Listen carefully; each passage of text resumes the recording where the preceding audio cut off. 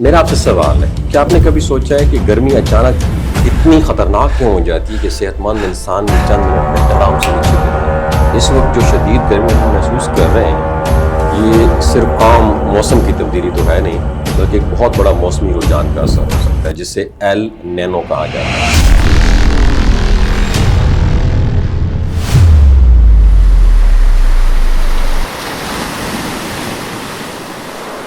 ये L nano पता है एक ऐसा निज़ाम है जिसमें बहरुल काहिल जो है, इसके पानी गैर मामूली तौर पर गर्म हो जाता है और इसी की वजह से दुनिया भर के मौसम का तवाज़ुन भी बिगड़ जाता है। जब मैं एल नैनो की बात कर रहा हूँ ना, जब ये अमल तेज़ होता है ना, तो हमारा खिता जिसमें हम रहते हैं, इंडियन रहते हैं, यहाँ पे बारिशों का जो सिस्टम है ना, ये बड़ा गड़बड़ हो जाता है। और आम तौर पर जो मानसून हमें मई या जून में बारिशें देता है, वो क्या करता है, वो या तो फिर बहुत देर से आता है या फिर कमजोर पड़ जाता है। तो इसका सीधा मतलब ये है कि जहां बारिशें होनी चाहिए वहां शदीद गर्मी पड़ जाती है।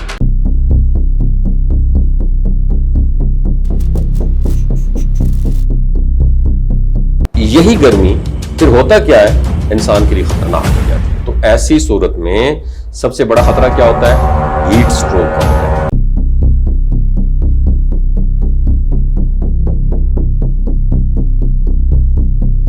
हीट स्ट्रोक जो है ना, इंतहाई खतरनाक हालत, जिसमें क्या होता है कि जिस्म का दर्जा हरारत हद से ज्यादा गिरता नहीं है, बढ़ जाता है और जिस्म अपना कुदरती ठंडक करने वाला जो सिस्टम है ना, वो खो देता है।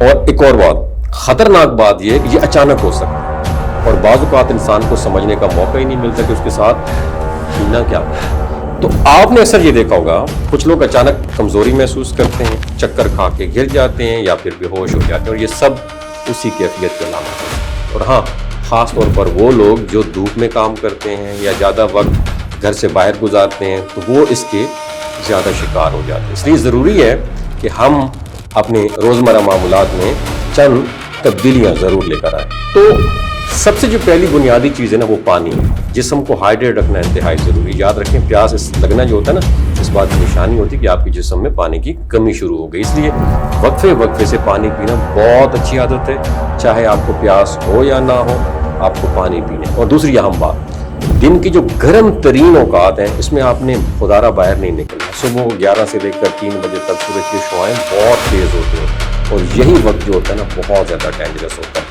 और इस दौरान बाहर जाना ज़रूरी भी हो तो सर को ढांप के रखें, सन ग्लासेस इस्तेमाल करें और हल्के रंग के कपड़े, ढीले रंग के कपड़े पहने और ढीले कपड़े पहने, ताकि जिस्म को ज़्यादा गर्मी महसूस ना हो। और बच्चों बुजुर्गों का ख़ास ख्याल रखना ये बहुत ज़्यादा ज़रूरी है, क्योंकि बच्चे क्या करते हैं, खेल कूद में गर्मी को नज़रअंदाज कर देते हैं, जबकि बुजुर्गों का जिस्म गर्मी को बर्दाश्त करने की सलाहियत है। इसलिए उन्हें क्या करें, ज़्यादा देर धूप में ना रहने दें और इसलिए ठंडे माहौल का भी घर में इंतज़ाम करें।